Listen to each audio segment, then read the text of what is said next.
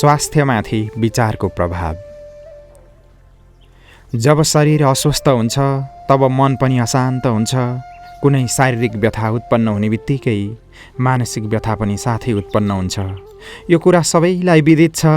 जसरी बाह्य शारीरिक अवस्थाको प्रभाव मनमा पर्छ, उसरी नै मानसिक विचारहरूको प्रभाव पनि शरीर र स्वास्थ्यमा पर्दछ। यस गम्भीर तत्त्वलाई धेरै कम मानिस बुझ्दछन्।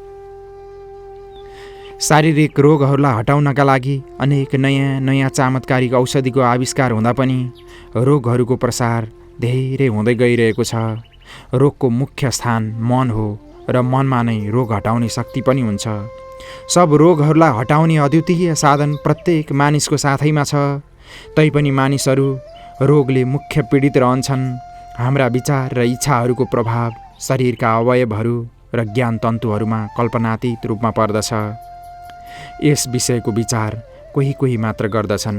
बुद्धिमान मानिस स्वास्थ्य तथा आनन्दको मात्रा बढाउनका लागि विचार शक्तिको प्रयोग गर्ने विशेष सम्मति दिन्छन् र उत्साहित हुन्छन्, किनभने विचार मानिसका अधीन छन्। यसैले मानिसले यिनको प्रयोग गरेर सदैव सच्चरित्रवान बन्ने प्रयत्न गर्नुपर्दछ। यदि तिम्रो मित्र दुखी छ भने तिमी आफ्नो मनले उनलाई शुभकामना पठाऊ। एकान्तमा बसेर बल र प्रसन्नताका लहरहरू उसका शरीर तथा आत्मामा पठाऊ। अरूका लागि शुभकामनाको विचार धारण गर्नाले आफ्नो स्वास्थ्य तथा आनन्दको वृद्धि हुन्छ। मनुष्यका शरीरमा विचारको लहरहरूको प्रभाव अवश्य पर्दछ, चाहे राम्रो होस् वा नराम्रो। त्यसैले यदि तिमी आफ्नो स्वास्थ्य ठिक राख्न चाहन्छौ भने आफ्ना विचारहरूलाई शुद्ध गर, तब मात्र उत्तम जीवनको लाभ होला। यदि स्वास्थ्यको इच्छा छ भने सर्वप्रथम आफ्नो शरीर रूपी रथलाई शुद्ध, पवित्र तथा स्वच्छ राख्नु पर्दछ। यसरी शरीर रूपी रथका अति चञ्चल अश्वरूपी इन्द्रियहरूलाई मन रूपी लगामले बुद्धि रूपी सारथीद्वारा नियमित मार्गबाट हिँडाएमा स्वास्थ्य प्राप्ति अवश्य हुन सक्दछ। तर यदि हामीले मन रूपी लगामलाई किञ्चित पनि खुकुलो गऱ्यौँ भने इन्द्रिय रूपी अश्व शरीर रूपी रथलाई अनुचित मार्गबाट अवश्य लैजानेछन्। यसबाट हाम्रो स्वास्थ्य, ज्ञान तथा बल अवश्य नष्ट हुनेछ। यही कुरा उपनिषदहरूमा पनि भनिएको छ। आत्मानं रथिनं विद्धि शरीरं रथमेव तु बुद्धिं तु सारथिं विद्धि मनः प्रग्रहमेव च इन्द्रियाणि हयन्याहुः विषयास्तेषु गोचरान्। अर्थात् आत्मालाई रथी जान र शरीरलाई रथ, बुद्धिलाई सारथी तथा मनलाई लगाम, इन्द्रियहरूलाई घोडा तथा विषयहरूलाई मार्ग बाटो जान। इन्द्रिय रूपी घोडाहरूलाई मन रूपी लगामबाट बुद्धि रूपी सारथीद्वारा निर्दिष्ट पथमा लग्यौँ भने इष्टस्थान रूपी ईश्वर प्राप्ति अथवा स्वास्थ्य रूपी फल प्राप्ति अवश्य होला। आरोग्यता मानिसको स्वाभाविक जीवन हो, तर केवल शरीरको आरोग्यता पूर्ण स्वास्थ्य होइन। शरीर, मन तथा आत्मा तीनवटैको स्वस्थता नै पूर्ण आरोग्यता हो। प्रत्येक मानिस यो जान्दैन कुन उपायले तीनवटैलाई निरोगी राख्न सकिन्छ। जो यस कुरालाई जान्दछन् ती बिना औषधि नै आफूलाई निरोगी राख्न सक्दछन्। वर्तमान कालका उच्चतम खोजहरूबाट यो कुरा राम्रोसँग सिद्ध हुँदै गइरहेको छ। रोगहरूको जड शरीरमा नभई मन र भावहरूमा छ। जबसम्म यी दुवैको शुद्धि रहँदैन तबसम्म रोग कदापि निर्मूल हुन सक्दैन। रोगहरूको सबभन्दा ठुलो कारण रोगको चर्चा गर्नु र सुन्नु हो। यसैबाट रोगहरूको विचार मनमा पुष्ट हुँदै रहन्छ र शरीरमा यिनको सुस्त प्रभाव परेर शरीर निर्बल हुँदै जान्छ। यसैले सदा आरोग्यताको चर्चा गर। निरोगी मनहरूको सङ्गत र आरोग्यताको विचार नै आरोग्यता बढाउने हुन्छन्। संसारको कुनै पनि वस्तु दुःखदायक छैन। यस वाक्यको निरन्तर जप गर। जबसम्म यसको प्रभाव तिम्रो मनमा जम्दैन, आरोग्यताका लागि बाह्य साधनहरूको आवश्यकता छैन। आरोग्यता र समग्र सुख विचारहरूको शक्तिको ज्ञानले र प्रभावले आफसे आफ आकर्षित र प्राप्त हुन्छन्। हामी आफ्नो अज्ञान र विचारहरूबाट नै क्लेश उठाउँछौँ, दुखी हुन्छौँ र अरूलाई समेत दुखी पार्दछौँ। एउटी स्त्री सदा रोगको नै विचार र भावना गर्दथे। अलिकति सामान्य रोग हुँदैमा पनि त्यसलाई बढाएर भन्ने गर्दथे। म रोगी छु भनी देखाउनका लागि बारम्बार उद्योग गर्दथे, किनभने उसको यो स्वभावै पर्न गएको थियो। यसका टोल छिमेकमा पनि कुनै वैद्य आयो भने उसलाई नाडी देखाउँथे र बुढाहरूका अगाडि रुने गर्दथे। ती सिधा सादा मानिस उसका दुःखमा सहानुभूति देखाउँथे। यसबाट उसलाई सन्तोष हुन्थ्यो र आफ्नो कल्पित दुःखका कुरा गर्नमा उसलाई सुख जस्तो मिल्दथ्यो। यसो गर्दा सानो सानो रोगलाई पनि बढाएर भन्ने, बाटो हिँड्दा धेरै थोक गर्ने, मुख बिगार्ने, सुस्त सुस्त हिँड्ने इत्यादि उसको स्वभावै बन्न गयो। तर यी सब कुरा कुनै रोगको कारण थिएनन्, बरु मनको निर्बलताबाट नै उसको यस्तो स्वभाव हुन गएको थियो। यसको के परिणाम होला त्यसको उसलाई ज्ञान थिएन। फेरि उसका छोराछोरी पनि सङ्गत दोषबाट उस्तै स्वभावका भए। यसैले उसलाई बुढेसकालमा धेरै दुःख भोग्नु पर्यो। उसको प्रभाव केवल उसका सन्तानमा नै परेन, उसका छिमेकीहरूमा समेत पर्यो। किनभने स्त्रीहरूलाई नक्कल गर्ने बडो चाख हुन्छ। यस्तै नै महामारीका रोगहरूबाट जति मानिस मर्दछन् त्यसभन्दा अधिक महामारीको भयले मर्दछन्। अतः हे सज्जनहरू, नराम्रा विचारहरूबाट बडो हानि हुन्छ। यसैले कहिले पनि कुनै प्रकारको नराम्रो विचार मनमा नआओस्। यस कुरामा पुरा ध्यान राख। जो सदा दुःखका विचार गर्दछन् र कहिले आनन्दका विचारहरूको एक रेखा पनि देख्दैनन्, ती आफ्नो शरीरको नाडीजाल उस्तै नै बनाउँछन्। किनभने नाडीजाल उनै विचारहरूबाट बन्दछन्। यसैले विचारहरूको राम्रो नराम्रो प्रभाव पूर्णतया नाडीहरूमा निरन्तर पर्दै रहन्छन्। यो सर्वमान्य हो। शरीरका सब पीडाहरूको कारण मनमा नै छ। सुख दुःखको अनुभव गर्नु, विचार गर्नु र कार्य गर्नु, यी तीनवटै काम मनले नै गर्दछ। शरीर केवल निर्जीव यन्त्र र आत्माको घर हो। आत्मा हुनाले नै कार्य गर्न सक्दछ, होइन भने शरीर त माटाको ढिस्को हो। तिमी आरोग्य चाहन्छौ भने बोतलहरूबाट मिल्न सक्दैन। मनमा विकारहरूको प्रभाव शरीरका भिन्न भिन्न अवयवहरूमाथि भयङ्कर रूपमा पर्दछन्। क्रोध गर्नाले भोक मर्दछ, रक्त प्रवाह अव्यवस्थित हुन जान्छ र सारा शरीरमा विकार निस्कन्छ। शोक र चिन्ताबाट शरीरको नाश हुन जान्छ। मधुमेहको कारण पनि चिन्ता नै हो। जुनसुकै पनि रोग विचार शक्तिको शिथिलताबाट नै हुन्छ। यसैले विचार शक्तिलाई बलवान बनाउनु पर्दछ। भय, चिन्ता आदि वृत्तिहरूको वेगले चित्तलाई अस्थिर गरिदिन्छ र हृदयको धड्कनलाई तीव्र गर्दछ। यसबाट नाडीमा विकार उत्पन्न हुन जान्छ। मनलाई एक स्थानमा लगाउनका लागि श्रद्धा नै मुख्य उपाय हो र भय तथा क्लेशहरूबाट बच्ने उपाय अन्तर्यामी परमात्माको शरणमा जानु हो। यदि हृदय अनियमित रूपमा धड्कन्छ भने यसैबाट शक्ति क्षीण हुन्छ। जस्तो शोक र भय स्वास्थ्यलाई बिगार्दछन्, उस्तै नै प्रसन्नता, निर्भयता र उत्साह चिरजीवनलाई बढाउँदछन्। नियमित रीतले हृदय धड्कनमा सहायक हुन्छन्। यदि कुनै विरोधी विचार मनमा उत्पन्न हुन्छ भने तत्काल निकालेर मनलाई श्रद्धा र उत्तम विचारहरूमा प्रवृत्त गर्नुपर्दछ। यस प्रकार मनलाई आफ्नो वशमा गर्नाले आफ्ना शक्तिहरूलाई शीघ्र नै जागृत गर्न सक्नेछौ। आफ्ना प्रत्येक विचारहरूको शुद्धता र अशुद्धताको निर्णय यसबाट गर्नुपर्दछ। रक्तको गतिमा त्यसको प्रभाव के परिरहेको छ। जसको जस्तो कारण हुन्छ उसको कार्य पनि उस्तै नै हुनेछ। संसारमा कार्यकारणको नियम बडो प्रामाणिक छ। रक्तको गति ठिक रहनाले शरीरको स्वास्थ्य ठिक सम्झनु पर्दछ। किनभने जुन भागमा रोग हुन्छ त्यस भागको रगत बिग्रिन्छ। आकस्मिक शोक, भय, हर्ष तथा साहसको कारण हृदयको धड्कनमा भेद हुन जान्छ। कहिलेकाहीँ धड्कन बन्द पनि हुन जान्छ।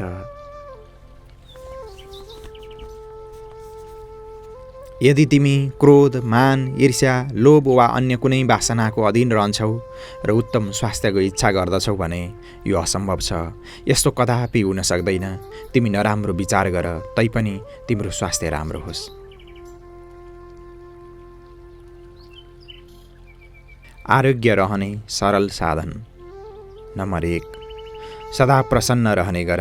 आफ्नो हृदयमा आनन्दलाई चारैतिर फैलन देऊ, जसबाट तिम्रा साथ रहनेहरू पनि आनन्दमा रङ्गिउन्। चिडचिडेपन र उदासीनताबाट मुखको आकृति बिग्रिन्छ, पाचन शक्ति पनि बिग्रिन्छ, स्वास्थ्य र सौन्दर्यको नाश हुन जान्छ। त्यसैले हाँस्ने प्रयत्न गर। हास्यबाट आयुको वृद्धि हुन्छ।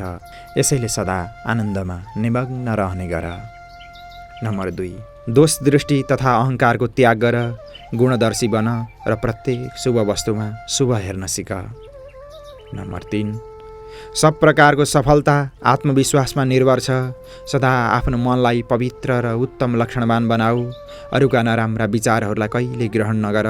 सत्यता, दृढता, पवित्रता र प्रसन्नताका विचारहरूबाट शरीर र मनोबल बढ्दछ। नम्बर 4, मौन धारण गर, व्यर्थ बकवास नगर, आत्मप्रशंसाको त्याग गर। शान्ति नै महान पुरुषहरूको उत्तम लक्षण हो। प्रत्येक कार्य शान्तिपूर्वक गर। आफ्नो इच्छाहरूलाई आफ्नो अधीन गर। कहिले उत्तेजित नहौ। यसबाट विचार शक्ति निर्मल र मन्द हुन जान्छ।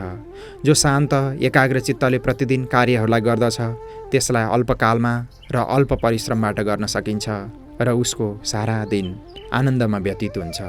ससाना कुरामा उत्तेजित हुनाले मनको शान्ति भङ्ग भएर शरीरलाई बडो हानि पुग्छ र अल्प आयुमा मृत्यु हुन जान्छ। नम्बर 5, सबैसँग प्रेमपूर्वक व्यवहार गर। ईश्वर सब प्राणीहरूमा समभावले स्थित छ। यस कुरामा श्रद्धा गर। म जे पनि गर्न सक्छु यो विश्वास राख। यस्ता विचारहरूले तिम्रो शरीरमा बल तथा पुष्टिको वृद्धि बनिरहला, किनभने तिमी जस्तो भावना गर्दछौ उस्तै नै बन्नेछौ। मानसशास्त्रको नियम छ, जो कुरा बारम्बार मनमा उत्पन्न हुन्छ त्यो विश्वासको रूपमा बदलिन्छ। आफ्नो तथा शरीरको विषयमा जस्तो विश्वास छ उस्तै नै लक्षण प्रकट हुन जान्दछन्। यादृशी भावना यस्य सिद्धिर्भवति तादृशी। सत्यता नै प्रसन्नताको जननी हो। सत्यदेखि कहिले भय हुँदैन। कल्पना शक्ति। कल्पना शक्ति अपूर्व छ। कल्पना आत्मशक्तिले ओतप्रोत छ। प्रत्येक कल्पनामा बिजुलीको समान प्रचण्ड शक्ति विद्यमान छ। तिमी जस्तै भयङ्कर स्थितिमा भए तापनि आफ्नो जीवनको अधिकाधिक उन्नतिको कल्पना गर। तिम्रो ध्यानमा आउन सक्ने सर्वोत्कृष्ट भावहरूलाई हृदयमा धारण गर। केवल दृढ कल्पना शक्तिको प्रभावबाट नै तिमी आफ्नो जीवनको अद्भुत परिवर्तन गर्न सक्नेछौ। तिम्रो भोजनको समय भयो तर तिमीलाई भोक लागेको छैन भने यो विचार गर, तिमीलाई सारा दिन उपवास गर्नाले बडो जोडले भोक लागेको छ। यदि यथार्थ कल्पना गर्न सक्यौ भने तिमीलाई बडो जोडले भोक लाग्नेछ। यो कल्पना 10 मिनटसम्म गर्नुपर्दछ, तर भोकको बिना अन्य कल्पना मनमा नआओस्। गरेर हेर अनि स्वयं अनुभव होला। भोजनको समय के विचार गर भने तिमी अति स्वादिष्ट र रुचिकर भोजन गरिरहेछौ। यस भावनाले त्यसबेला पाचन प्रक्रियामा जुन रसको आवश्यकता हुन्छ त्यो द्रवीभूत भएर भोजनलाई शीघ्र पचाइदिनेछ। व्यायाम गर्ने बेला जुन अङ्गको व्यायाम गर्छौ त्यसमा शक्तिको दृढ कल्पना गर्यौ भने त्यस अङ्गमा बडो जोडले रक्त सञ्चार हुन लाग्नेछ र त्यो अङ्ग बलवान हुनेछ। यदि सारा शरीरको नै व्यायाम गर्छौ भने उस्तै कल्पनाद्वारा सारा शरीरमा बिजुलीको जस्तै बडो वेगले शक्ति सञ्चार हुन लाग्नेछ। आफ्ना हातहरूलाई सुस्त शरीरको माथितिर लैजाऊ र कल्पना गर कि कुनै भारी वस्तु माथितिर उठाइरहेछौ। फेरि उस्तै भावनापूर्वक हातहरूलाई आफ्नो स्थानमा ल्याऊ। 5-10 मिनटसम्म यो विचार गर। यसले भुजदण्डमा बल प्रतीत हुन लाग्ला र तिमीलाई कल्पना शक्तिको आश्चर्यजनक प्रभाव प्रतीत होला। यादृशी भावना यस्य सिद्धिर्भवति तादृशी। जो जस्तो भावना गर्दछ त्यो उस्तै नै हुन जान्छ। कल्पना र भावना उस्तै हुन्। यसैले कल्पना गर कि तिमीमा मेधा, स्मरण शक्ति र धारण शक्ति अत्यन्त तीव्र छ। केही कालमा कल्पनाको प्रभावले तिमी धारणा, मेधा र स्मृति मेधावान अवश्य हुनेछौ, तर यसको अभ्यास नित्य निरन्तर श्रद्धापूर्वक गर्नुपर्दछ। गरेर हेर र स्वयं अनुभव गर। जसरी स्वास्थ्य विचारहरूको अधीन छ उसरी नै प्रसन्न चित्तले हास्यभाव धारण गर्नाले स्वास्थ्यमाथि विलक्षण प्रभाव पर्दछ। त्यसैले यदि कुनै व्यक्ति स्थायी आरोग्य चाहन्छ भने उसले प्राकृतिक उपायहरूलाई नै कार्यरूपमा परिणत गर्नुपर्दछ। प्राकृतिक साधन प्रतिदिन व्यवहारमा आउँदै रहने हुँदा ती सरल प्रतीत हुन्छन्, तर तिनको सरलता देखेर तिनलाई व्यर्थ सम्झनु ठिक छैन, किनभने यिनै सरल साधन जीवनका आधार हुन्। त्यसैले 1-2 महिनासम्म यिनको उचित अभ्यास गरेर अनुभव गर्नुपर्दछ। यिनमा प्रथम साधन हास्य भाव हो। त्यसैले हाँस, खुब हाँस, खित्का छाडेर हाँस। दिनमा कमसेकम 2 पटक हाँस। हाँस्नाले रक्त सञ्चार तीव्र हुन्छ। प्राणवाहिनी नाडीहरू र पाचनकारी यन्त्रहरूमा विशेष प्रकारले गति हुन जान्छ र मस्तिष्कमा ज्ञान तन्तुहरूमा फूर्ति उत्पन्न हुन्छ एवं शरीरका अङ्ग प्रत्यङ्गहरूमा उत्तेजना फैलन लाग्दछ।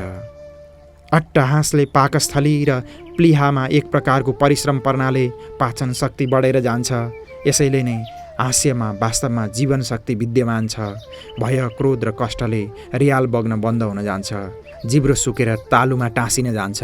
पाकस्थली, प्लिहा आदि सब आफ्नो काममा शिथिल पर्न जान्छन्। तर हास्य तिनलाई पुनः चालु गरिदिन्छ र नवीन रक्तवेगले सञ्चार हुन थाल्दछ। हास्यको विकास मनुष्य जीवनमा धेरै सानो अवस्थामा नै हुन लाग्दछ। बालक 21 दिनमा मुस्कुराउन थाल्छ र 3 महिनापछि हाँस्न थाल्छ। हास्यभन्दा पहिले रुनाको विकास हुन्छ। रुनाले बालकको रोगको अनुमान हुन्छ। रोगका पछि बालकको हाँसोले आरोग्यताको अनुमान हुन्छ। विशेष अनुभवको कुरा यो हो कि बुद्धु वा बोधो बालकको अपेक्षा बुद्धिमान बालक धेरै मुस्कुराउँछन्। त्यसैले यो सिद्ध हुन्छ कि हाँस्नुभन्दा अधिक लाभदायक औषधि मिल्नु असम्भव त होइन, कठिन भने अवश्य छ। एक दिन प्रातः सायङ्काल कुनै यस्तो ठाउँमा उभियो जहाँ सहजैमा चित्त प्रसन्न हुन सकोस्। तदन्तर मनमा नै अलिकति मुस्कुराऊ। फेरि त्यस मुस्कानलाई हाँसोको रूपमा प्रकट गर। जोरसँग हाँस, खुब हाँस, पेट मिची मिची हाँस। धेरै होइन, मात्र 5 मिनटका लागि व्यायाम गर। जुन बेला तिम्रो मन उदास वा खिन्न छ, भ्रमित छ, त्यस बेला यस औषधिको सेवन गर। यसले तत्काल जस्तो प्रभाव प्रतीत होला। यस औषधिको उपयोगिता र प्रभाव सेवन गरेरै थाहा हुन्छ। केवल पढ्नाले मात्र होइन, निम्न उदाहरणबाट तिमीलाई थाहा हुनेछ कि हास्यको कस्तो विलक्षण प्रभाव हुन्छ। कुनै महापुरुषको कथन छ, सृष्टिमा सब प्राणीहरूमा मनुष्य जाति नै यस्तो छ जो हाँस्न जान्दछ। अन्य प्राणी यस प्रकृति प्रदत्त प्रसादबाट वञ्चित छन्। नम्बर 1, भौतिक विज्ञान बताउँछ रोग निवारणार्थ हास्य भाव एक अचूक निशाना हो। यो हृदयको बुद्धि र विकासको कारण हो। यसले फोक्सोहरूलाई फैलाउँछ। यसका अन्तरङ्ग पदार्थहरूलाई पुष्टि गर्दछ। एउटा मानिस जसलाई हाँस्ने बानी थियो त्यो सदा सर्वदा हाँसि नै रहन्थ्यो। उसको मृत्युपछि यकृतको परीक्षा गरियो। यसको यकृत यति कठोर पाइयो कि लौराले प्रहार गर्दा पनि फुटेन। यसैले पाठकहरूले विचार गर्नुपर्दछ हास्य भाव कति उपयोगी र आवश्यक छ। नम्बर 2, कहीँ यस्तो पनि पढ्न पाइएको थियो, बाँदरले औषधि खाँदा मालिकहरूलाई आराम भयो। एउटा मानिसलाई अकस्मात ज्वरो आयो। वैद्यले उसलाई औषधि पिउन दियो।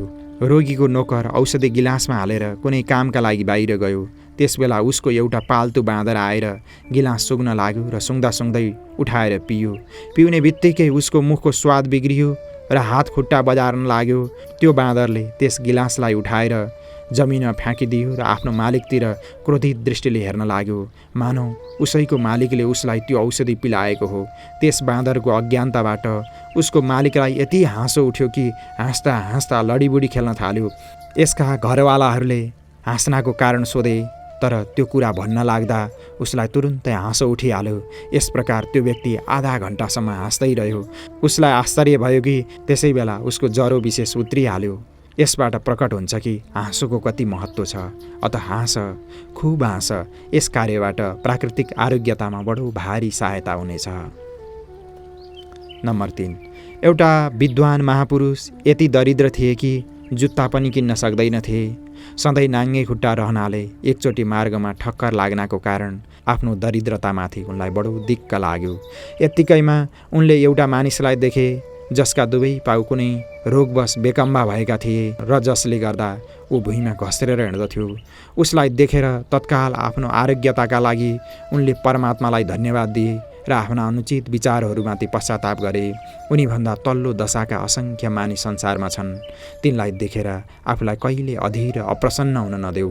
सदा प्रसन्न रहने गर, हाँस्दै रहने गर। दिनका दिन तिम्रो दशा उन्नत हुँदै जानेछ। उदासी र अप्रसन्नताबाट बच्ने दोस्रो उपाय हो कि कसैलाई अप्रसन्न नगर। यदि कसैसँग झगडा भइहाल्यो र त्यो तिमीसँग बोल्दैन भने पनि तिमी उसलाई देखेर मुन्टो नफर्काऊ। बरु त्यो कहीँ बाटामा भेटियो भने हाँसेर उसलाई अङ्कमाल गर वा उसँग क्षमा माग। यो नसम्झ त्यसले तिमीलाई डर छेरुवा ठान्ला, किनभने मूर्ख नै यस्तो सम्झन्छन्। तिम्रा यस्ता व्यवहारबाट उसको हृदय खुसीले गदगद र प्रेमपूर्ण हुन जानेछ। जन्मभरिका लागि त्यो तिम्रो सच्चा मित्र हुन जानेछ।